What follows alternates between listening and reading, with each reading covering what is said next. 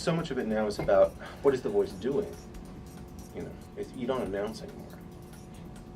The announcing is over. You know, you're contextualizing, you're narrating, you're making a point clear, you're commenting. So we're going to make this into something that works for you, all right? So this was actually a script for a girl first, all right? And the spec even is described as woman. So we're going to change Peaches to Simon, right? Simon, do you mind in the first one if I do Simon Catfunkel? This is full name. Yeah, all right. Simon Catfunkel? Yeah, like Simon Garfunkel. We want a dog named Leonardo da Vinci. And Simon Catfunkel, like Simon Garfunkel? Yeah. Awesome. Hi, and what is your name? Hi, I'm Hugh Klitzke. And what is it that you do, Hugh? I teach voiceover. I teach voiceover, yeah. And what made you decide that you wanted to teach voiceover? The answer I usually give is that a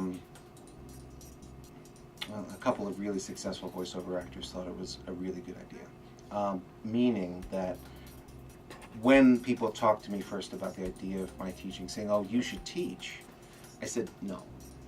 Because I didn't know that I would have much to offer, because in my mind, I didn't have a fixed idea of what the student would be. The student I always thought would be somebody who would have to be taken from the very, very beginning, you know, to learn how to do a whole series of different kinds of things that I just don't know how to do. I can't teach somebody how to breathe. I can't teach somebody how to articulate. All those things take years of training, and then suddenly, as I was thinking about it, as more people started to ask me, I said, well, if I taught actors how to do voiceover who have the training, you know, all the years of speech and development, all the years of script analysis, all those things, I could teach them how to apply those skills specifically to voiceover, which is why I created voiceover for the actor, and I call it that. It's not just voiceover for just anybody at all. So I guess that's like the long answer. It's movie night, and I picked a box set. With Zyrtec Itchy Eye Drops, I can love the air. Okay, good.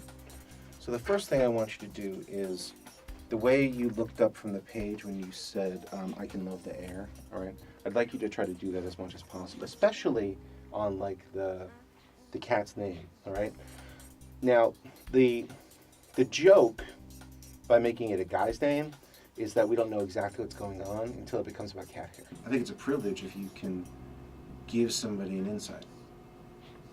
That little bit of like, oh wow, I never thought about that. That to me is great, because then I feel like there's just a little buzz in them that didn't exist before. That whole idea of like, if you take a candle and you light somebody else's candle with it, you're not diminished in any way. I feel like a lot of teaching is that. You know, and I like watching that happen. I like watching those little sparks go off as people are enlightened, for lack of a better term, as cliche as that sounds. That excites me. It's a real change, all right? This is about pace, okay? All right? But on the surface, we might say, oh, but that might feel boring, all right?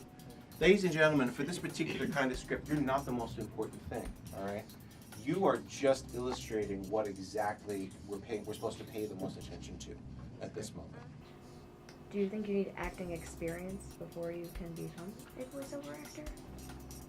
I don't think it hurts. I think there are certain fields that are somewhat tangentially related. Like, for example, if you've done presentation and sales, you might be good at voiceover. If you do different kinds of public speaking, you might be good at voiceover.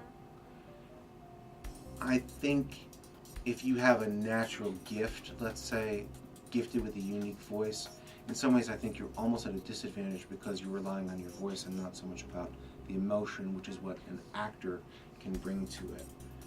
So I guess the shorter answer to what you're saying is actor first, other kinds of training or experience second. But yes, I do think that there's great benefit to being an actor in order to understand how to do voiceover, and those are the people I choose to work with more often than not. No other itchy eye drop works faster or longer. So move over, Simon. It's movie night, and I picked a box set. With Zyrtec Itchy Eye Drops, I can love the air. That's what I'm talking about. Very good. Cool.